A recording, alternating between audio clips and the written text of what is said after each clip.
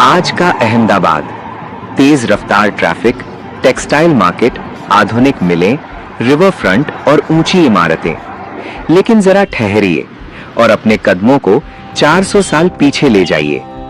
सन 1650 के आसपास का अहमदाबाद। धूल भरी सड़कों पर बैलगाड़ियों की चहल पहल है।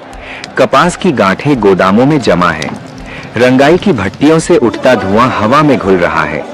कहीं से मसालों की खुशबू आ रही है, कहीं सूती कपड़े के गट्ठर नापे जा रहे हैं।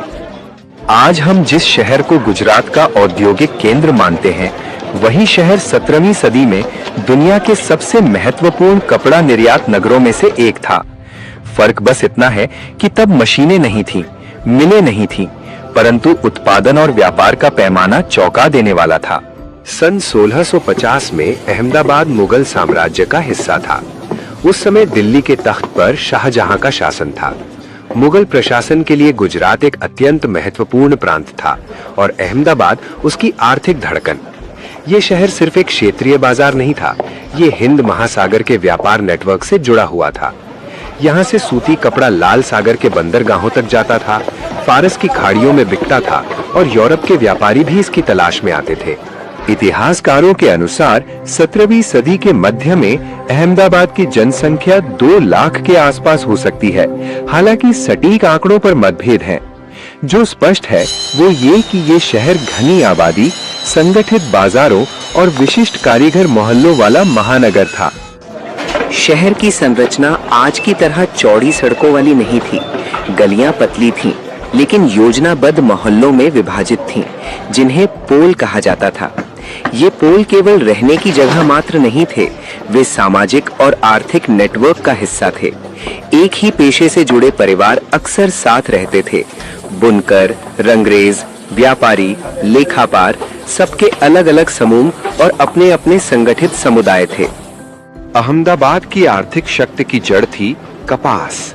गुजरात का ग्रामीण क्षेत्र कपास उत्पादन के लिए उपयुक्त था। आसपास के गांवों से कच्ची कपास शहर में लाई जाती। महिलाएं और पुरुष दोनों धागा काटने में भाग लेते। ये काम अक्सर घरेलू स्तर पर होता था। फिर ये धागा बुनकरों तक पहुंचता, जहां हाथ करघों पर महीन सूती कपड़ा तैयार किया जाता। यहाँ बना कपड़ा केवल स्थानीय उपयोग के लिए नहीं था। अहमदाबाद की बुनाई दुनिया भर में प्रसिद्ध थी। कुछ कपड़े साधारण थे, रोजमर्रा के पहनावे के लिए।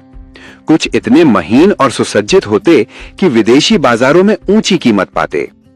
इतिहासकार बताते हैं कि यूरोपीय कंपनियां जैसे अंग्रेज और डच व्यापारी गुजरात के कपड़े को अफ्रीका और दक्षिण पूर्व एशिया में विनिमय के साधन के रूप में इस्तेमाल करते थे।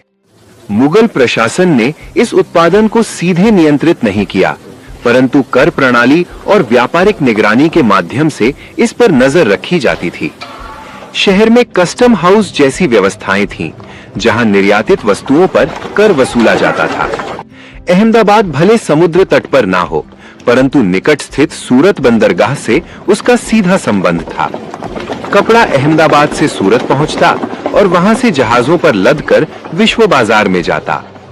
सूरत उस समय मुगल साम्राज्य का सबसे महत्वपूर्ण समुद्री द्वार था और अहमदाबाद उसका उत्पादन केंद्र। ये एक आपसी निर्भरता थी। सूरत के बिना निर्यात असंभव था और अहमदाबाद के बिना सूरत के जहाज खाली रहते। शहर के भीतर जीवन एक लय में चलता था। सुबह होते ही बाजार खुल जाते। कपास के व्यापारी दलालों के साथ बैठ